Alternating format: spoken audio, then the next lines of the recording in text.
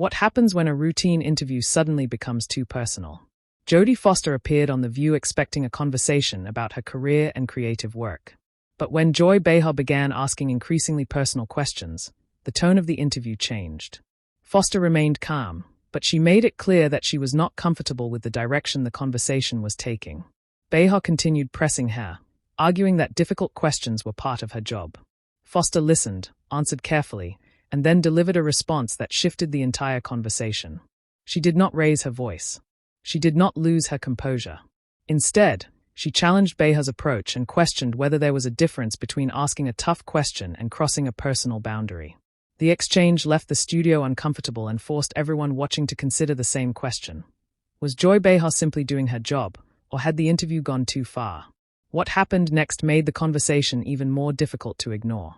Stay with me, because this tense exchange between Jodie Foster and Joy Behar shows how quickly a celebrity interview can change when personal questions become the focus. The conversation began like a standard celebrity interview on The View. Jodie Foster was there to discuss her career, her work behind the camera, and the ideas that have influenced her as a filmmaker. She had spent decades in the entertainment industry and had developed a reputation for being thoughtful and careful when discussing her private life. Joy Behar, however, wanted to take the conversation in a different direction. After a few questions about Foster's work, Behar began asking about her childhood, her family, and experiences that had shaped her life. Foster answered without becoming defensive, explaining that personal experiences can influence creative work without making every detail of someone's private life part of a public discussion. But Behar continued. The more personal the questions became, the more noticeable the tension was in the conversation. Foster remained measured, while Behar maintained that viewers deserved direct answers. The disagreement was no longer simply about a movie or Foster's career. It had become a discussion about privacy, journalism, and where an interviewer should draw the line. What made the exchange especially interesting was Foster's response. Rather than matching Behar's tone, she stayed composed and began addressing the way the questions were being asked. And that is where the interview took an unexpected turn. Instead of allowing the conversation to become a one-sided interrogation, Foster challenged Behar directly, and her calm response changed the balance of the discussion. At the beginning, there was nothing unusual about the conversation between Jodie Foster and Joy Behar. Foster appeared on The View to talk about her career, her work as a filmmaker, and the subjects that continue to influence her professionally. Behar started with questions about Foster's experience in the entertainment industry. She asked about directing, acting, and what had changed during Foster's many years in Hollywood. Foster responded thoughtfully, speaking about the importance of choosing meaningful projects and remaining interested in stories that explore human relationships. The conversation was professional, and Foster appeared comfortable answering questions about her work. Then Behar shifted the subject. Instead of continuing with Foster's professional experiences, she began asking about the personal experiences that may have influenced her creative choices. Foster acknowledged that artists often draw from their lives, but she also made an important distinction. Being inspired by personal experiences does not mean every private detail needs to become part of a public interview. Behar continued with another question about Foster's childhood and family. Foster remained calm and answered carefully, but her responses became more guarded. She appeared to understand where the conversation was heading. What had started as a discussion about Foster's work was now moving toward her private life. And the more Behar pressed on that subject, the clearer it became that the two women had different ideas about what should be discussed on television. That difference would soon become the main issue of the interview. The tone changed when Joy Behar moved directly into questions about Jodie Foster's childhood and family life. Behar suggested that Foster's early experiences had influenced the subjects she chose to explore in her work. She then asked whether some of those experiences had left lasting effects on her. Foster did not react angrily.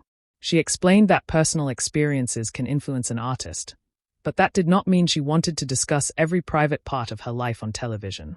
She tried to bring the conversation back to the work itself. But Behar continued asking about Foster's family and the pressures she experienced while growing up in Hollywood.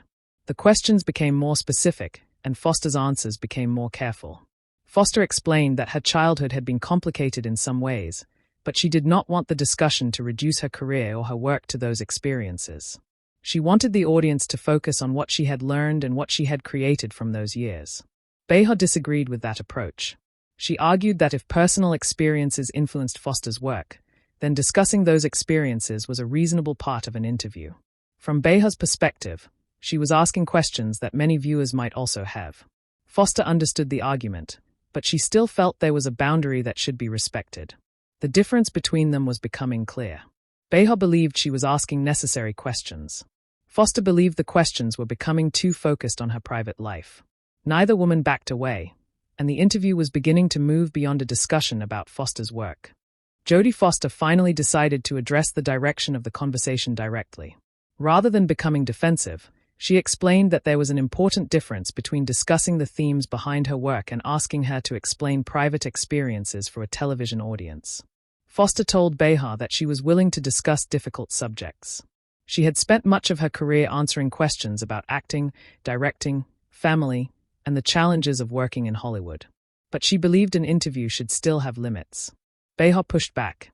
She argued that public figures could not expect complete privacy when their personal experiences influenced the work they presented to audiences. In her view, asking direct questions was part of being a serious interviewer. Foster acknowledged that point but disagreed with the assumption behind it. She explained that being willing to discuss difficult subjects did not mean she had to accept every interpretation of her personal history. She also questioned whether an interviewer could really understand someone's life through a few questions asked during a television segment. That response changed the tone. Behar appeared determined to continue, while Foster became increasingly precise with her answers. She was not refusing to talk. Instead, she was challenging the way the questions were being framed. The disagreement was now about more than Foster's childhood or career. It had become a debate over the responsibilities of both the guest and the interviewer. The other women at the table began paying closer attention as the exchange continued. What had started as a normal interview was turning into a disagreement over privacy, professional boundaries, and the purpose of a television conversation.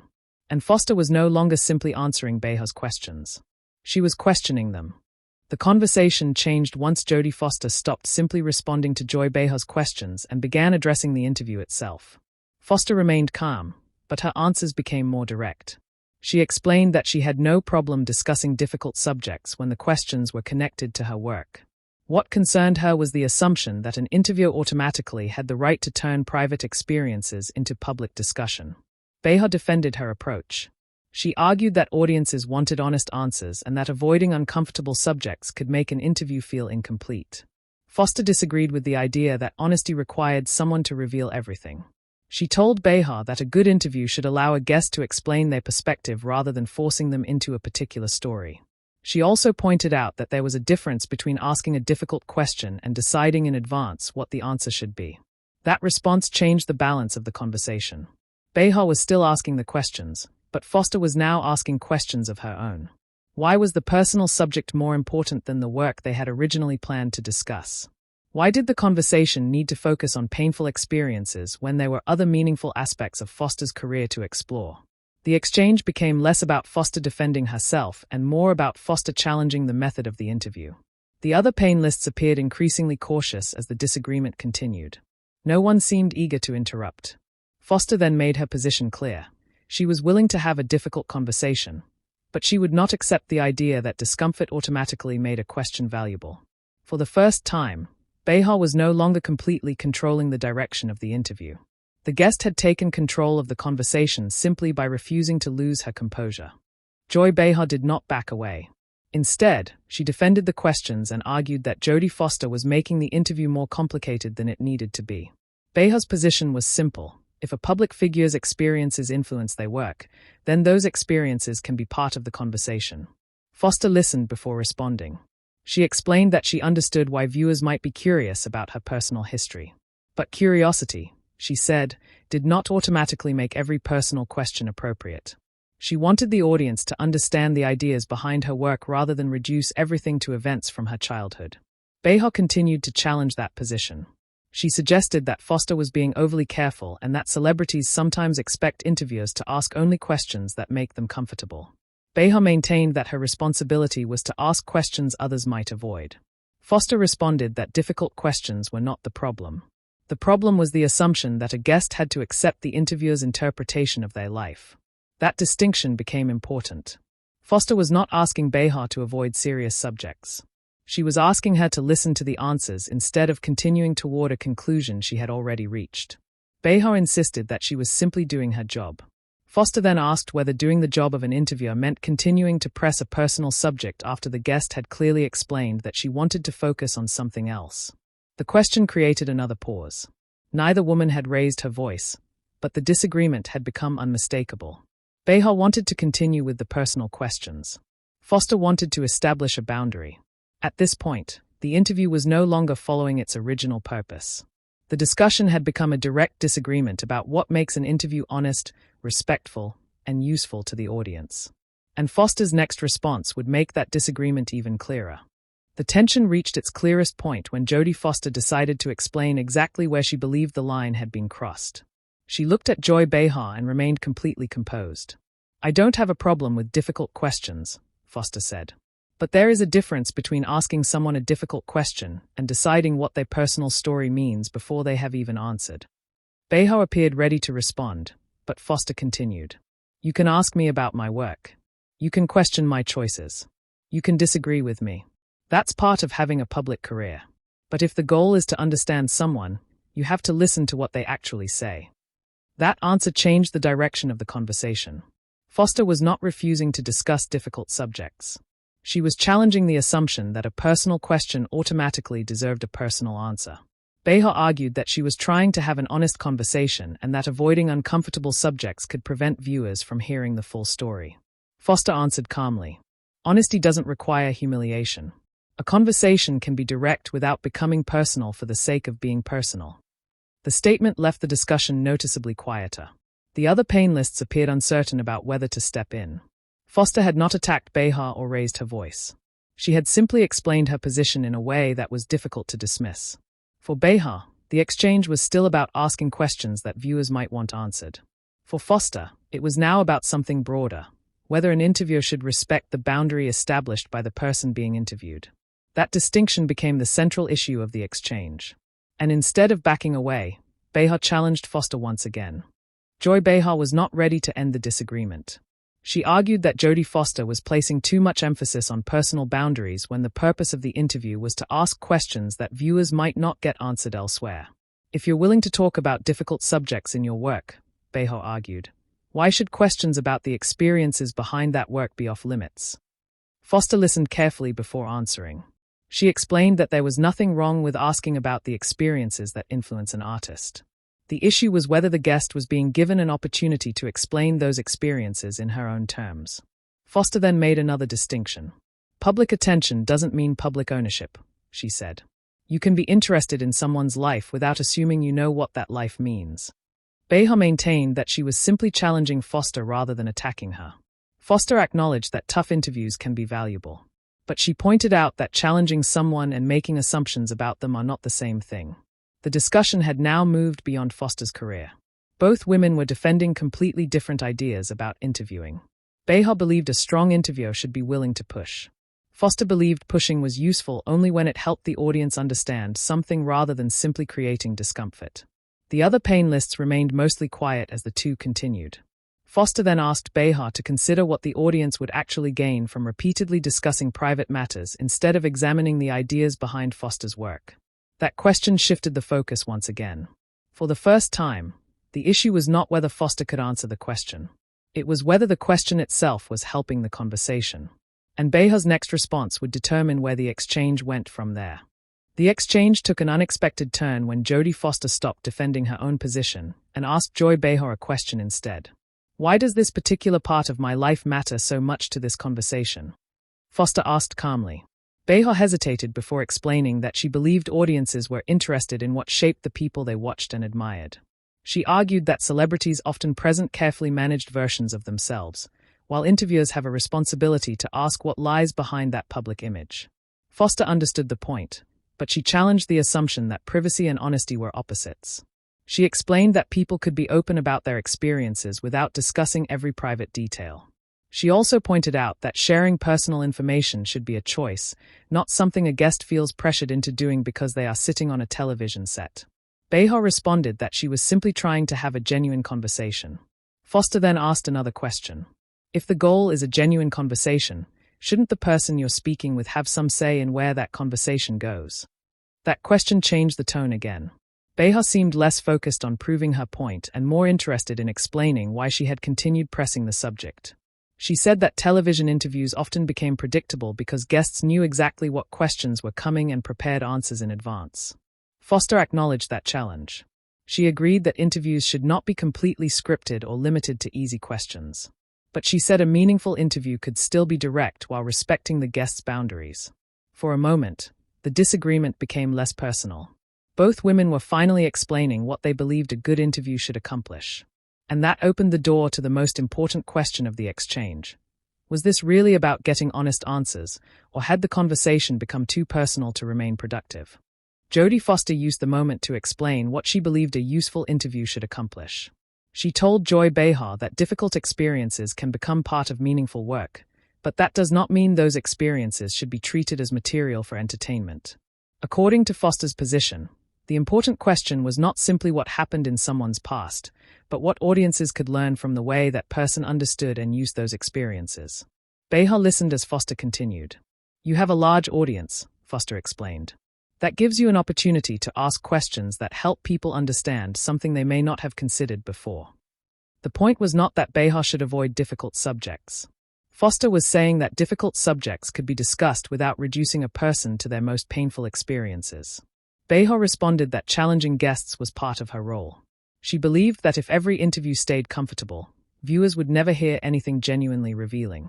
Foster agreed that interviews should not always be comfortable.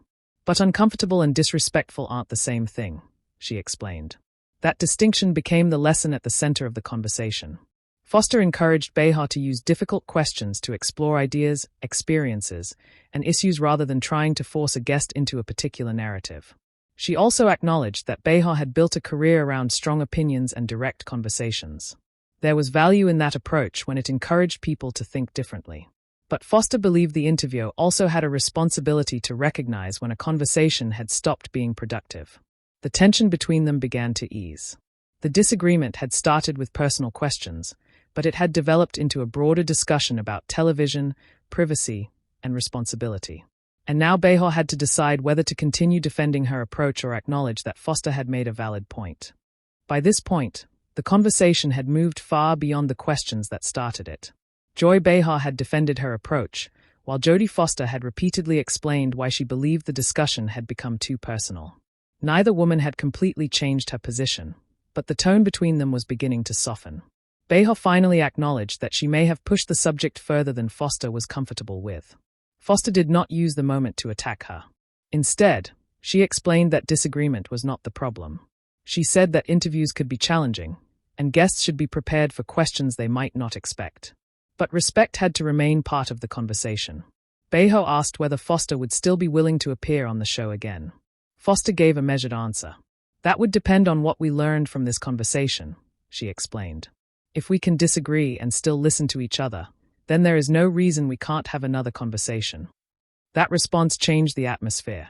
Behar had expected Foster to remain defensive, but Foster was offering a way forward without pretending the disagreement had never happened. Behar then admitted that her questions had become more personal than she intended.